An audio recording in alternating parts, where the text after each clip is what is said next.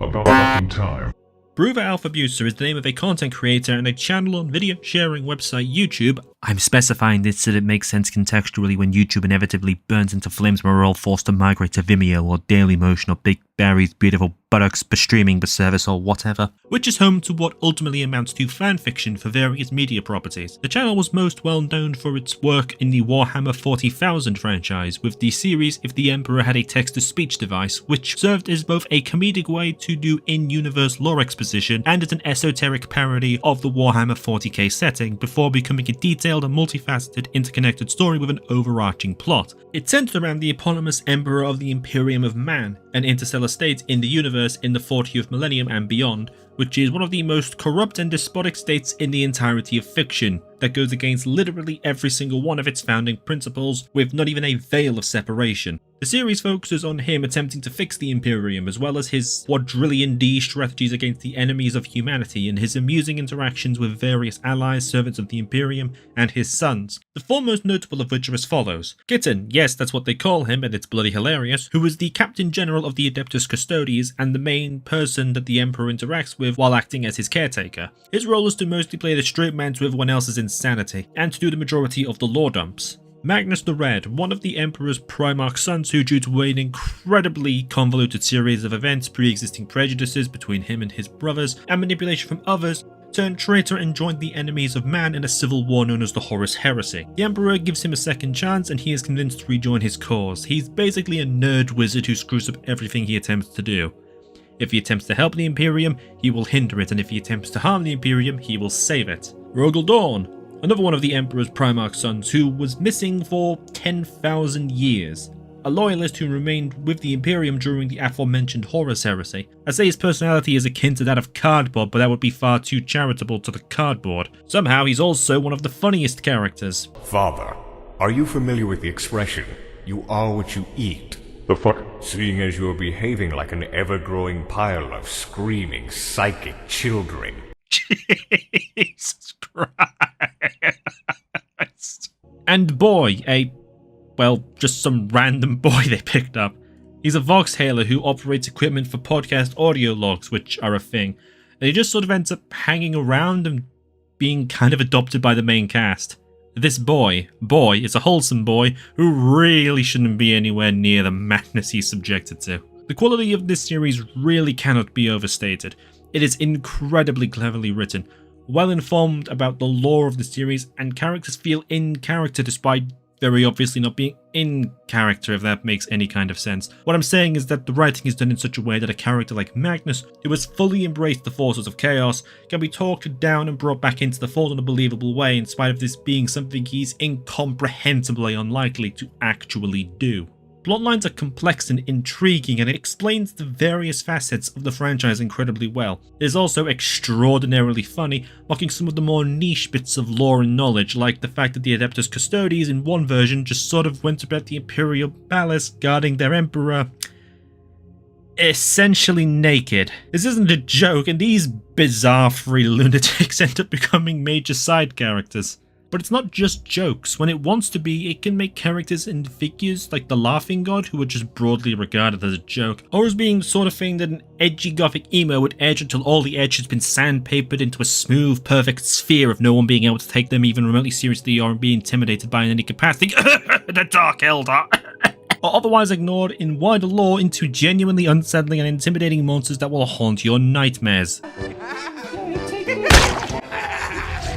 Yeah, gonna sleep friggin' great tonight, thanks. Some of my favourite moments from the series involve playing card games with actual gods, the Dungeons and Dragons specials, the Bro Trip side series, Magnus and the Emperor constantly arguing, the Emperor's eloquent soliloquies of verbal destruction, the Battle of Cain's Gate and Requiem for Dominique, and Caiaphas Cain, hero of the Imperium! Caiaphas Cain, hero of the Imperium! Having a mental breakdown. Like a piece of shit! It's great. It It accurately captures the grim darkness that originated with Warhammer 40k, but it also has a strange sense of optimism to it as well. It's out here saying that yes, the Imperium of Man is a horrible state down to its very core on an almost fundamental level, but it can still change. It's an uphill battle in a galaxy that almost necessitates the sheer brutality that the Imperium exists within to a degree, but the goal is still to reach that ideal vision of what it was meant to be. There isn't an alternative. If humanity keeps going down the path it's on in TTS, it's doomed. It has to change. And for all the absolute misery that the Imperium exports on a microsecondly basis, there is still something worth saving in it. Because as the Emperor puts it, there still exists that immense potential within mankind. Text-to-speech is what really got me into the Warhammer 40k universe, and it's a series I still rewatch with regularity. Sometimes I'll even watch reaction videos to it just so I can get a taste for the feelings I got when I first saw those episodes.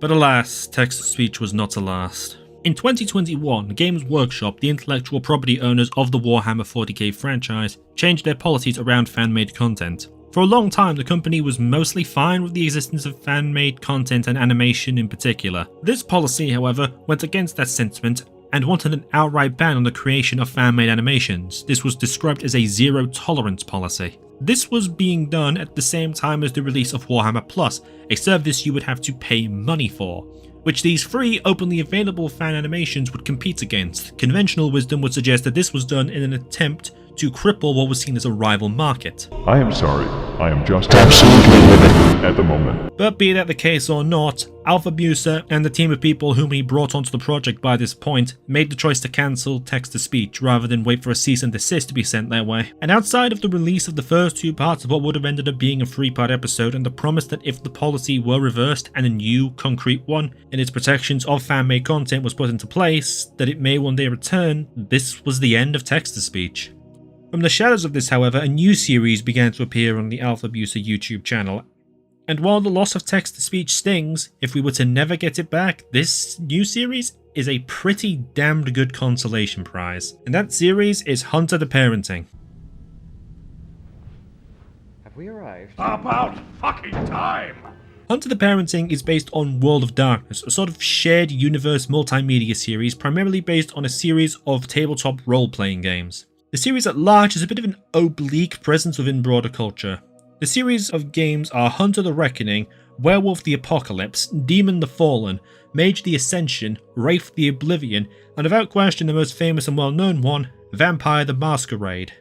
Other games exist within the series, but odds are good that even without knowing that it was related to World of Darkness, a lot of people will have at least heard of Vampire the Masquerade. I know I heard of Vampire the Masquerade just through cultural osmosis, though for the longest time I had no idea what it actually was. I learned that it was a media franchise through knowing of the existence of the Bloodlines games, but I was completely unaware that it was originally a tabletop game or part of World of Darkness. I didn't even know that World of Darkness was a thing. Initially, I was rather hesitant to try Hunter the Parenting. The wounds of text-to-speech were still fresh, and I'm the kind of person that needs to be in a certain mood to try certain things. However, one day the Alfabusa channel released a video called Gothic Horror, RPGs set in your hometown, an intro to World of Darkness. I left it for a few days and then felt myself getting in the mood to try something new, so I checked out this video. It set the scene incredibly well, about a secret underworld hidden from the view of the regular mundane world, about how intricately it had been weaved into be part of the natural world, seeking to make its existence nothing more than a fairy tale.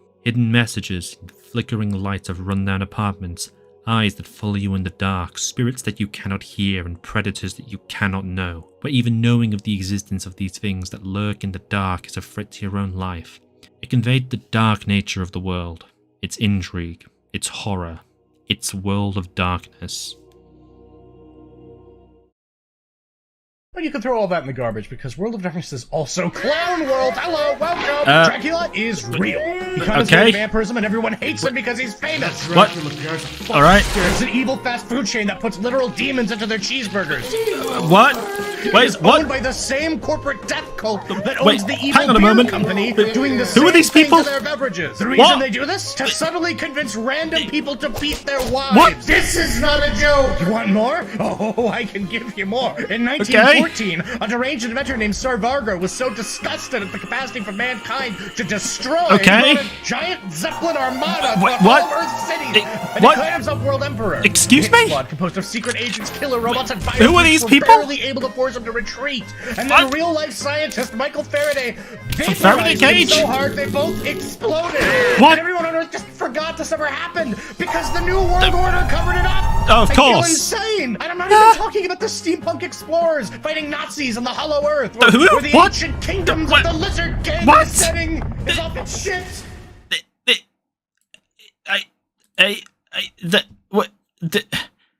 Well, I can't argue with that, I suppose. Alright, fine, I'll try your bloody vampire series. Cool. Don't you get smug with me, Speaker D.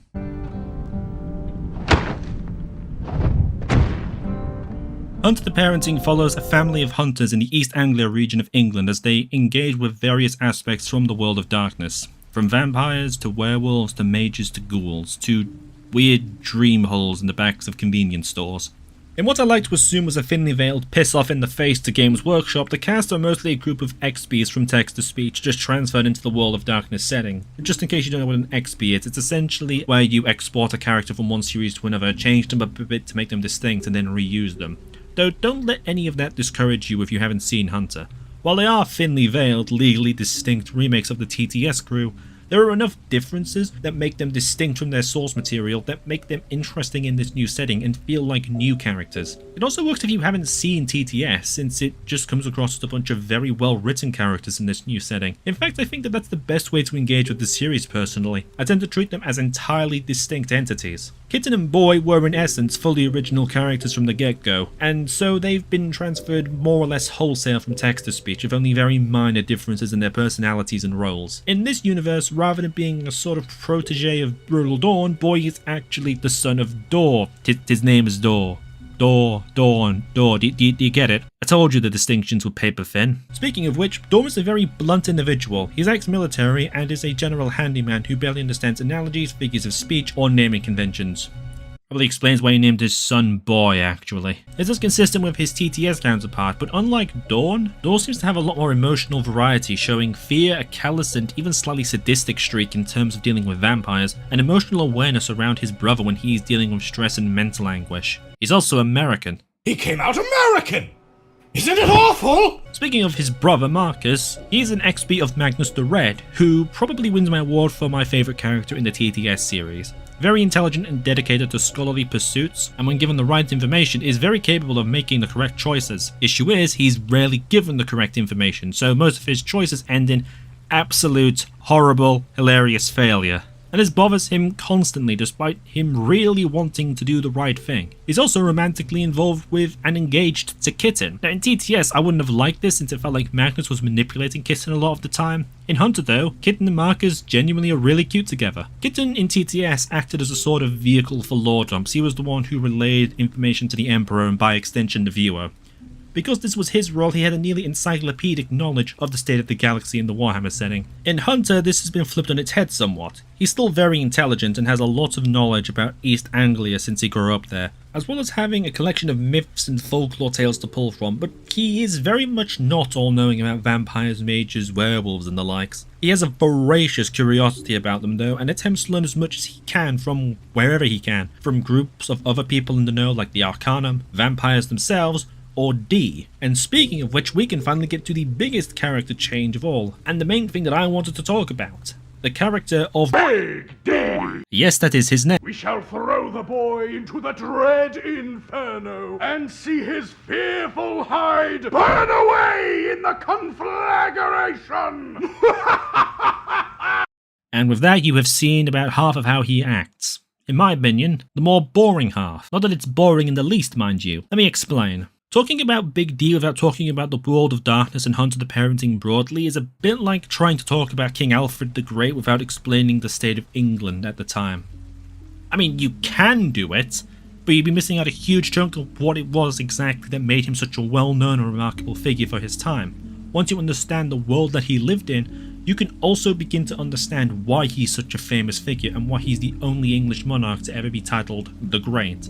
This is why, in spite of him being the main reason I wanted to make this analysis in the first place, I've been able to get this far into it while barely even talking about D in any capacity. the world and setting he finds himself in are as much a contribution to how fascinating I find him as he himself is. If he wasn't part of World of Darkness or some other equally grim universe, I don't think he would be nearly as noteworthy as he is. So, who is D? Unlike the other characters in the series who are near explicitly XPs of their TTS counterparts, it would be more accurate to call D a spiritual successor to the Emperor. This is alluded to in a number of ways, even in indirect ones, from every other character being an XP as well, to his colour scheme favouring gold, to him looking similar to the Emperor in his pre-Golden Throne state, to him being implied to being from a similar area in what is contemporary 21st century Turkey, to them both having a great many number of children and having a great deal of knowledge that very few others are privy to. It's a very clear allusion to anyone who has seen both series, but outside of these things, that's kind of it. Once these are put aside, these are two radically different characters. Now granted, those are quite a few things, but they're pretty surface level things. The having Middle Eastern origins, or wearing gold, or bearing a visual similarity to the Emperor are quite basic things which ultimately serve more as nods to TTS more than anything else.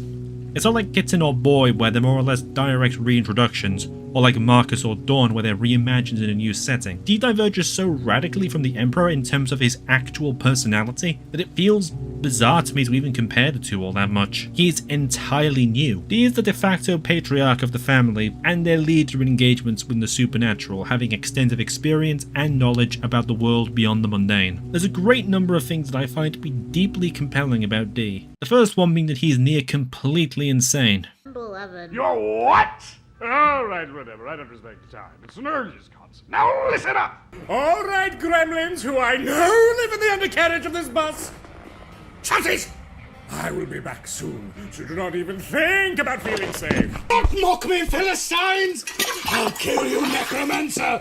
I'll kill all of you! Ah! I'll break a neck bone in your body, you boxer! Do you want to hear more Norfolk urban legends?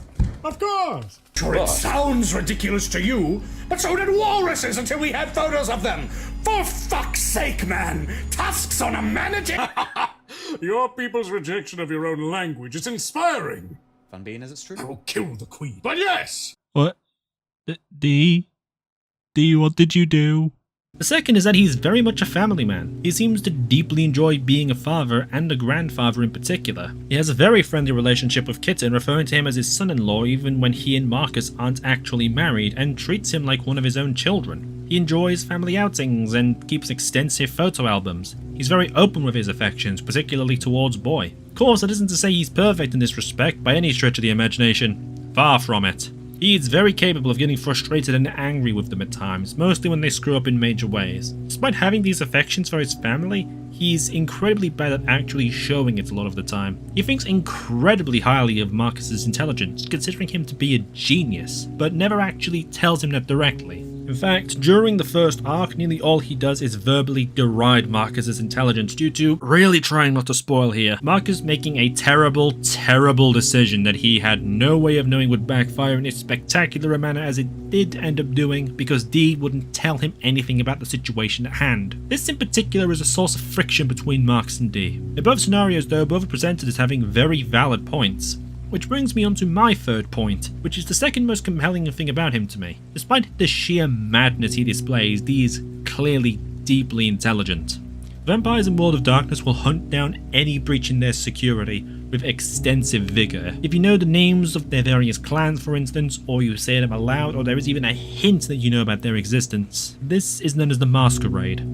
So while D knows about the names of, for example, the various vampire clans, he teaches his sons to use aliases instead of their actual names, to keep them safe. This gets demonstrated in the very first episode, where Kitten refers to 4 vampires they track down by these aliases, such as calling a Nosferatu a sludge lad. This allows them to identify different kinds of vampires while not risking breaching the Masquerade in such a way as to warrant them being hunted down. D also openly admits this to Kitten in an audio log when he asks.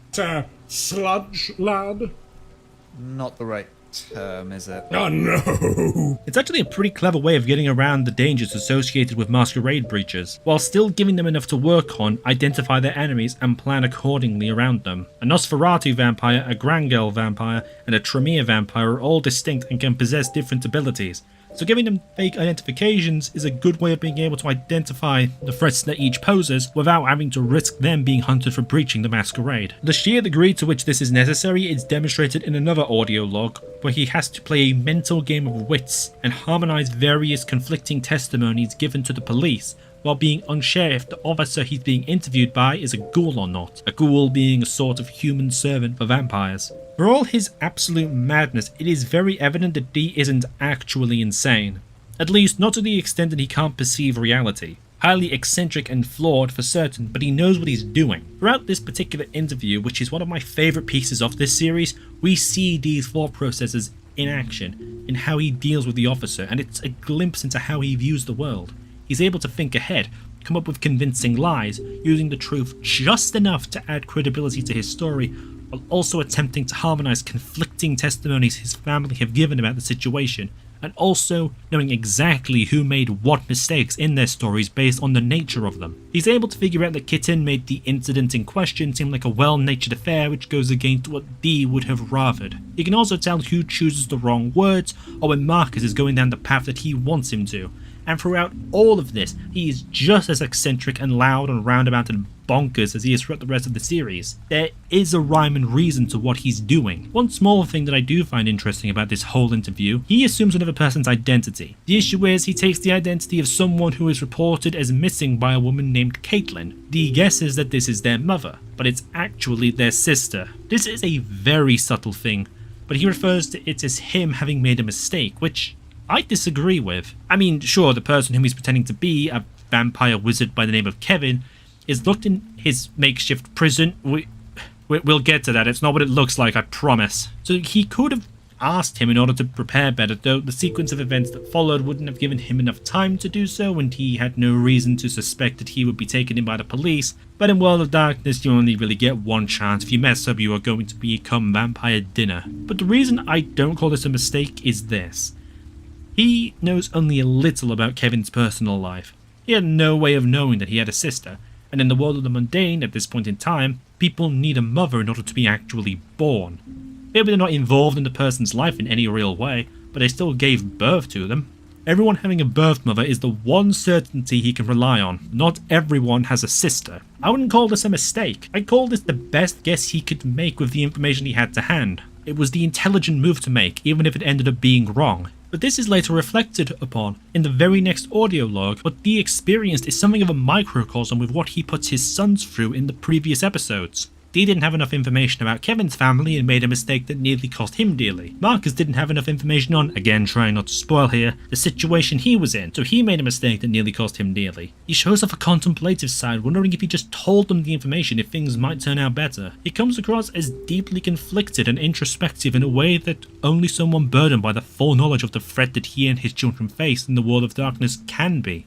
I just find him deeply fascinating and well written a character for all of this. But what I find perhaps the most interesting thing about Dee isn't necessarily any of that. It's actually two things in particular that sell him as a character to me. In one audio log in particular. Namely, he's an optimist and that he's hilarious. But that hilarity comes from the fact that he is an optimist. The audio log in question is called The Probing of Kevin, and it's the one that fully sold me on Hunter the Parenting, perhaps even more so than any of the actual episodes. As a bit of a lead up into this, Kevin is a vampire wizard whom the family captured in the very first episode. Kevin was brought to be interrogated by Dee, who mostly just talks with him for the most part, and they get one hell of a good rapport going. They bounce off another incredibly well, and actually seem to quite like one another. As a side note, compared to his sons, Dee is actually relatively civilized in his interrogation. I mean, he does smack Kevin with a pan a couple of times, but like 83.7% of the time, Kevin does have it coming. Oh, so you're an up-and-coming landlord? Lord is Housing should not be a commodity! Based. But they just talk for the most part. First about mundane things like jobs, housing, economic insecurity and the likes, which is actually a far more effective method of interrogation than torture since it's more reliable and requires an acknowledgement of the subject's humanity. I bring this up because I do not believe that Dee is doing this unintentionally. Kevin, for the record, is my favourite character in the series. He's an absolute delight. I adore him. He's a very average guy. In his human life, he was an accountant, the most horrifying job I can conceive of because fuck numbers. And that skill is part of why he was valuable to his clan, since he could use his knowledge of finance to help them achieve their goals undetected. In addition, he maintains huge ties to his human life, including owning an apartment, pretending to be alive so no one thinks he's gone missing, and also has a cat. Let me break free so I can go home and feed my cat. Wait, you have a cat? Oh no, I told the ape and Mr. Smurples. See, this is why I love this guy. This goes in direct opposition to the fact that he's aligned himself with a group called the Sabbat, essentially vampire supremacists, or according to another, We are Cainite naturalists. who reject their humanity and want to overthrow the masquerade and treat humans as livestock. In comparison to them, and even the rest of Dee's family, Kevin is just so normal. And more than that, in spite of literally being a vampire wizard, he's the most human out of anyone. His conversation is a bit of a bizarre one where Kevin is defending concepts like taxes and the merit of vegetables, while Dee argues against them. The vampire is defending human civilization while the human rails against it. Dee even says that by all rights he should stake Kevin for the sun to claim him, but he can't actually bring himself to do it. He even suggests that Kevin join him in his goals. During that entire sequence, this exchange happens. Why would I serve the first murderer when I can kill him myself? Cain is the first vampire in World of Darkness. He was cursed by the Abrahamic God, which, you know, thanks, God. That's what the rest of us needed, to be hunted down by vampires and literally eaten alive so you could spite Cain. Great. Wonderful. Thank you. And Kevin is not exaggerating in any way, shape, or form. This is not a joke. Someone once made a character sheet that aptly describes the situation with Cain. You fucking lose. This isn't some maybe there's a secret way, or but what if he went up against... No. You cannot kill Cain. This is a law of reality. If you have 2 apples, and I give you 2 other apples, you do not spontaneously materialize 10 additional apples. You have 4. This is a law of reality. You cannot break it. Just like you cannot kill Cain. And here is Dee just brushing all of that off. He's incredibly confident in his ability to, in this case, quite literally defy reality and God. This isn't even the first time chronologically he's done this, though. He's done this with mages in the audio log prior to the probing of Kevin. Mages in World of Darkness are... how do I put this? Okay. So you know the concept of a creator god? Just make things because they want to? Mages are that powerful. Near infinite power to alter reality with their thoughts and wills. Also, apparently they're having a war on the moons of Saturn and Jupiter using portals. Of what relevance is this? None whatsoever, but I'll be damned if I talk about mages without bringing up the moon hopping wars. Anyway, yes, mages as gods. You're gonna cry about it? No, you're not. Do you want to know why? Because a mage decided you don't have tear ducts anymore. You can't cry about it. Fuck you. And Dee sums it up by basically saying... We're such a nerd you can easily punch. Dee, are you fully aware of the power they possess? Oh, actually, they can warp reality with their wheels and brains. What? Yeah, near infinite power to alter creation. Oh, yes, apparently. Alright. He does this with practically everything. And it does frankly come across as absolutely insane. Dee acts absurdly a lot, but it's clear he knows what he's doing. That he has his plans, that he's fully aware of the dangers around him. In fact, shortly after his comments on wizards, the conversation between him and Kitten turns to werewolves. And when Kitten suggests that they might be able to take on a werewolf, Dee completely drops any and all pretense and becomes brutally serious. Yeah, I heard they're tough. But with how well we did in the tunnels against those vampires, I'm confident that... No, What? you aren't ready to fight a werewolf, son-in-law. Not yet. The fledglings we fought were fearsome, yes, but a werewolf... Listen well. Werewolves are killing machines. They are supernatural soldiers fighting a war we barely understand. Do not fight them. These are major contradictions that occur from sentence to sentence in some cases. Then the scene happens. If you're familiar with Hunter the Parenting and the probing of Kevin, you already know exactly which scene I mean. And if you don't, then there are no words that I can say that will describe this scene without just allowing it to play in its entirety. What is more liberating? The band of monsters forcing you to erase your humanity? The maniacal sorceress tossing you aside like a rag doll? Or rejecting both To face the world down, head to head, and dare it to stop you. The freedom that comes from either worthy death or triumphant victory. Allow me to tell you a parable. A parable about one named Kevin Westworth. Kevin was born in Ipswich to a middle-class family. His parents were devout followers of the status quo and primed him with all the tools necessary to lead a pleasant, stagnant, unexceptional life. Kevin became an accountant, about the only field in which he truly excelled. But his dream was always to accomplish something more. So he broke away from his life in the suburbs, moved a bit further north. He decided he will make it big. He will do something with his life.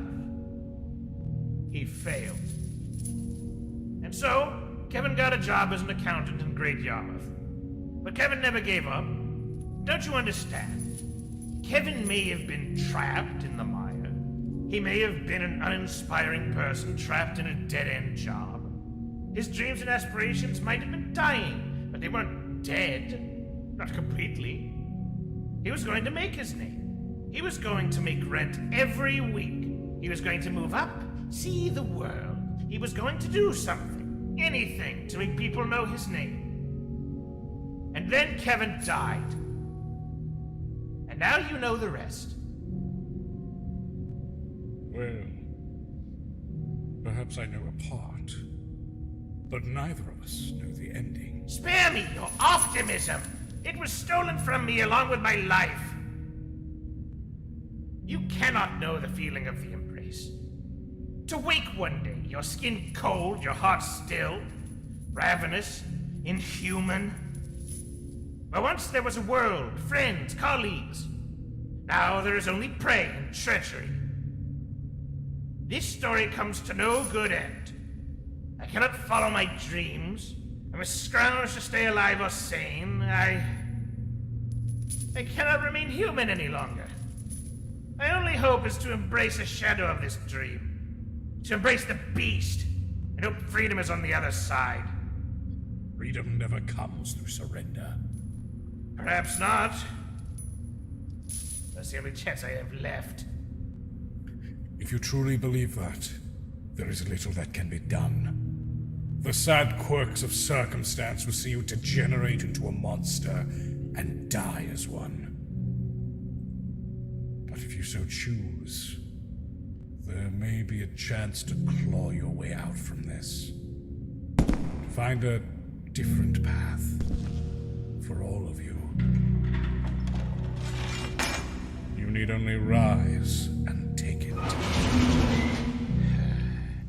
It's moments like this that make a character like Dee. It's what makes him unique, and what made me actually want to go over his character like this. He does not live in a fair world, far from it. He's faced with tragedy and brutality on a regular basis. He's seen it firsthand. We see it firsthand throughout the series. It's a brutal world, an absurd world, and yet Dee speaks with such certainty, such confidence, and such regard for humanity and the world as a whole that the only word I can think to use to describe it is regal. Dee acts like a madman. When he drops the act though and gets serious, Dee showcases an optimism and humanity that's hard not to be enraptured by. He displays incredible acts of kindness, like listening to an old woman turn vampire as they wait for the sun, the woman choosing to let it claim her. He'll make insane claims, from running gags like the belief that a blender should cost 99 pence due to his belief in humanity's progress, to the idea that Kevin can regain his humanity in a world where he can live the life he wants without fear, to the idea that he can kill Cain. I can't claim to have any idea what these goals actually are because I'm making this before we truly know. Maybe he's a mercy hunter. Maybe his plan is to do with Cain what he wants to do with Kevin, make them re-embrace their humanity, allowing the curse of immortality to fade from Cain. Maybe he wants to merely seal him away. Maybe he has plans on something else, or maybe he doesn't actually plan on killing Cain. Maybe it's a euphemism or a smokescreen or something else. It doesn't matter, because Dee is capable of inspiring belief, and that's what's most important about him, and why it's so important that he exists in a world like World of Darkness. And it's why I adore him so much.